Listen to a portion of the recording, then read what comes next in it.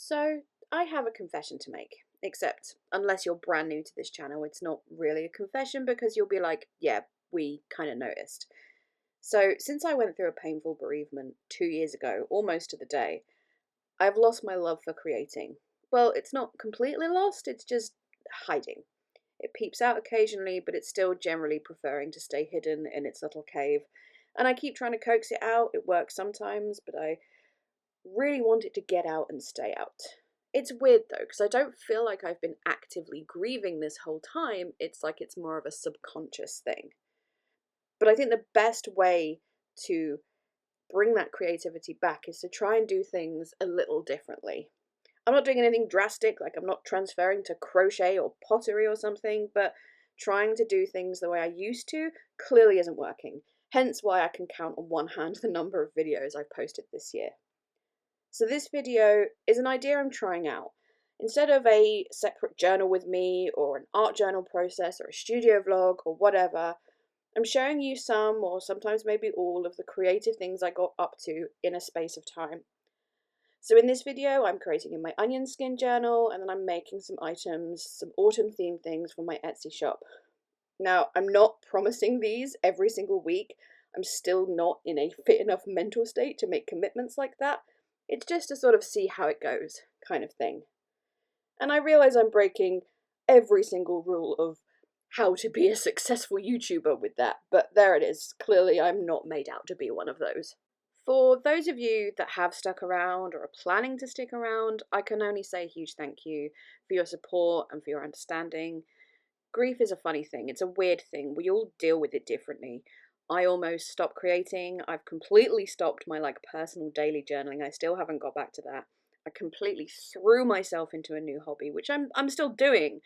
I've just found a better balance and a way to not let it be all consuming, which I was letting it do. And more on that in my next video, hopefully. Of course, there have been other things going on as well. My physical health hasn't been great. Other life stuff.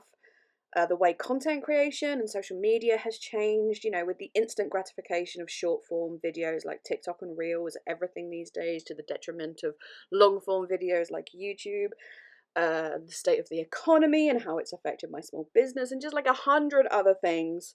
But I won't dwell on all that. I'm just saying there's a couple of other things going on as well. But with all of that, what I'm saying is, I'm making no promises, I'm making no commitments of what content I'll share, but I am going to try and we'll see what happens. I have 2 collabs coming up soon and just hopefully I'll get there. Hopefully we'll all get there together. So here I am creating in my onion skin journal. I didn't feel like doing any journaling that was any sort of thematic, like I'm going to sit down and do a page on this subject. So I thought I'll grab my onion skin journal and make some pages and make them pretty, and then I can add whatever journaling I want to later on. And pretty much all of these pages have been done with stuff lying around on my very, very, very messy desk. You would not believe the state of my studio these days. It is, I'd say, embarrassing, but I think it's got just beyond that point. This place is chaos and my desk is, oh my goodness. I would like to do a video on cleaning it up and sorting it out, but it's finding the time to do that at the moment that I'm finding difficult, but hopefully maybe we'll get there. Again, no promises, no commitments. The first page I did with the butterflies and things, those little border stickers I used, I picked up those recently from the range. The butterflies were from The Works. Those are stores in the UK and I think Ireland, actually, which I tend to frequent quite often because, they're quite value budget stores and I like them a lot. Then this page with the hydrangea theme, again, very much stuff that was lying around on my desk, even down to that little scrap of card with the typewriter letters on it. And once I got everything down, I'm taking a brown Stabilo all pencil to go around the edges of things. And I think it just gives it a bit of an extra sort of shabby chic look. It makes things stand out. And then to give it an extra something, I added one of my ladies from my 1880s stickers. It is 1880s, isn't it? Not 90s. No, I'm sure it's 1880s. And I thought this lady, the colours of her dress went really well with the whole page as well. But again, just lying around on my desk. I feel like I do my best pages when I just grab random stuff rather than try and stick to a theme or pick out bits or anything like that. And then when I'd done that, I wanted to try something else. One of the new things I want to add to what I do is bringing in some more of my artwork. I used to be so arty in that, like, I mean, drawing and painting and things like that. And I really kind of stopped doing it, and I'm seriously out of practice. So this is not exactly, you know, Van Gogh that's going on here, but it's just something I want to do a little bit more of in my journals and my creating. So I had this sheet of my own bee stickers, which I'd done for an order and then it went wrong somehow. I can't remember why. So I kept that wrong sheet for myself and thought I'd do a little bee sheet themed? No, bee themed page. There we go. So I'm using my Faber-Castell Polychromos to draw and colour these kind of chubby, cute little bees. Again, it's not amazing work, but I feel like I'll feel more of a connection to my work if I add more of my own art to it. I think that makes sense. Oh, side note, just before I disappear for a few minutes while I do the drawing, my head does get in the way a lot. I am really sorry about that. I'm out of practice. I'm sorry.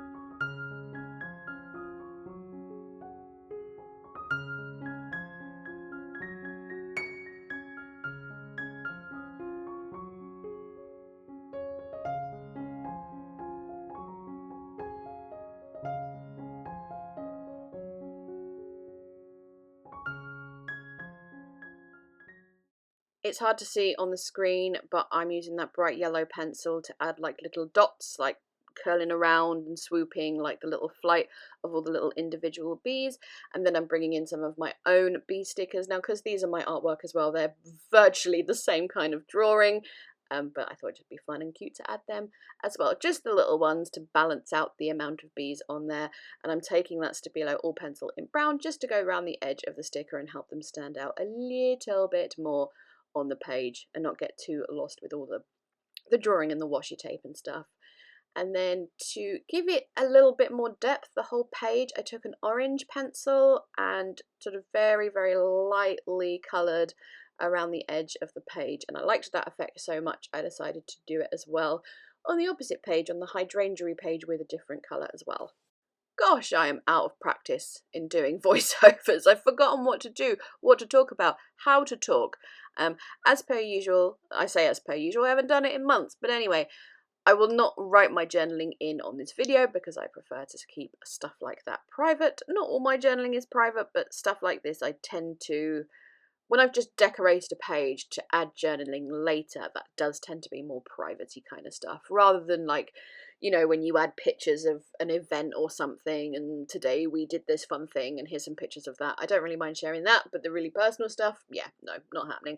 Anyway, now is the slightly different bit. I am going to create some cute little, what I call creative journals for my Etsy shop, making them autumn themed because obviously autumn is coming up and people love autumn, especially in our crafty community. People love the autumn. I picked up this lovely paper pad from the range and I picked out, I think, 6 papers.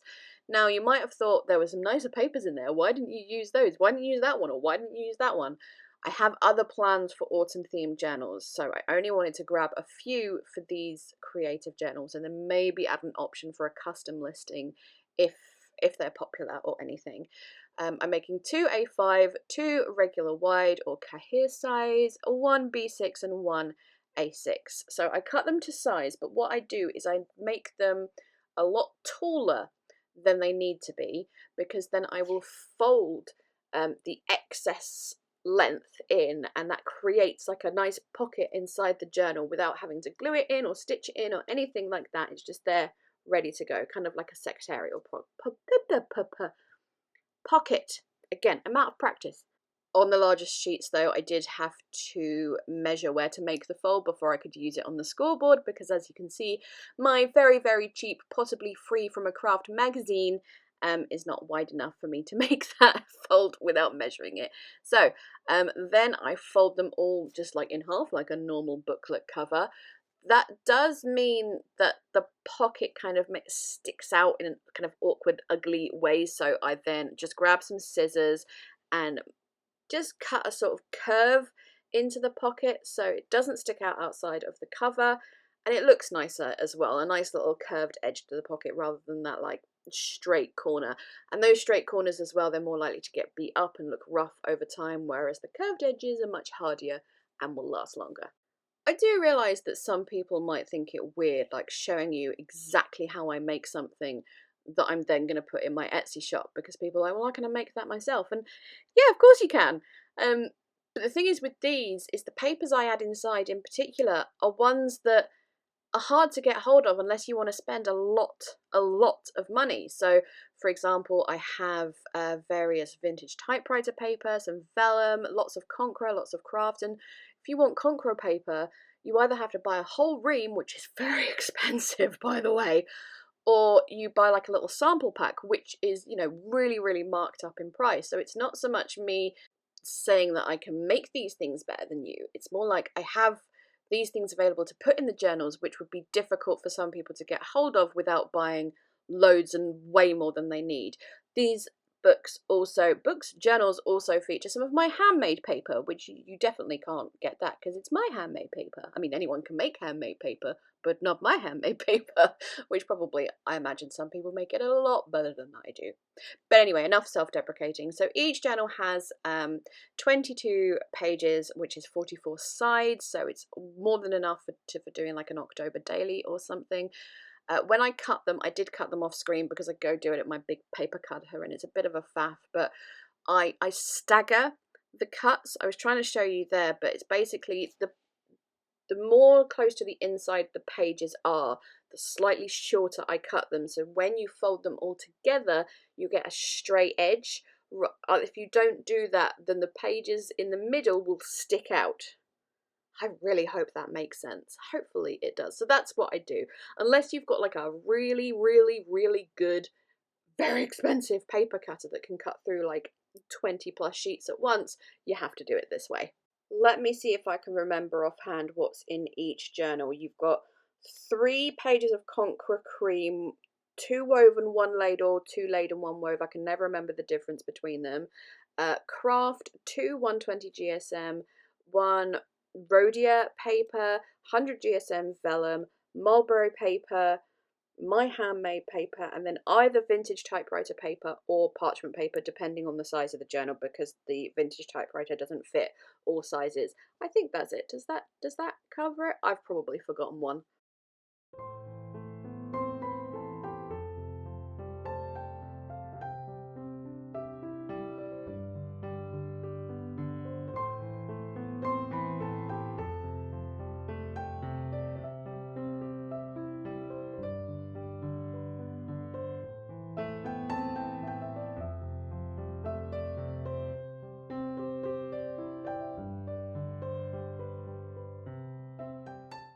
The next step is to measure and punch holes to do the binding. When measuring, what I do is I mark the exact center point and then I make holes either side from there, so they're nice and evenly spaced. I like to do 5 holes per journal. I think it's more secure. I used to do just 3 on the smaller ones, but I think they look better with 5. So I will, for example, on an A5 size one, I will mark the middle and then I will make a point at every 5 centimeters from there. Then use my bookbinding cradle and my Tim Holtz pokey tool, but any kind of pokey awl thing will do, to punch through where those marks are. And I have been asked this before. The reason I punch the cover holes separately is I find it makes it more exact to get it in the exact center spot. To do it that way, you're not accidentally like trying to poke through and then pushing the cover a little bit out the way with your pokey tool. That doesn't make any sense, but it makes sense in my head. It just makes it more even and exact and in the right place, and also it's a lot easier to not have to punch through all of those papers and then a heavy card layer. It's easier to do those separately. Then for binding, it is a simple saddle stitch, or I've also seen it called a figure 8 stitch, with, I think it is a 1mm wax thread, and I don't use a proper bookbinding needle, you know, that little curved thing.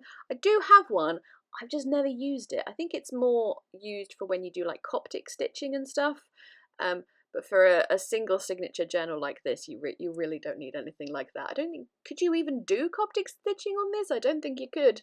I often get asked where my bookbinding cradle is from. Unfortunately, the place I got it from, they don't have it anymore, but I'm pretty sure, like, it's a really simple MDF structure, so I'm sure there's plenty out there to choose from. And then you do have to put something like masking tape or painter's tape in the middle, because otherwise it just pulls apart. That tape is needed, and obviously you have to replace it every so often because it gets full of holes.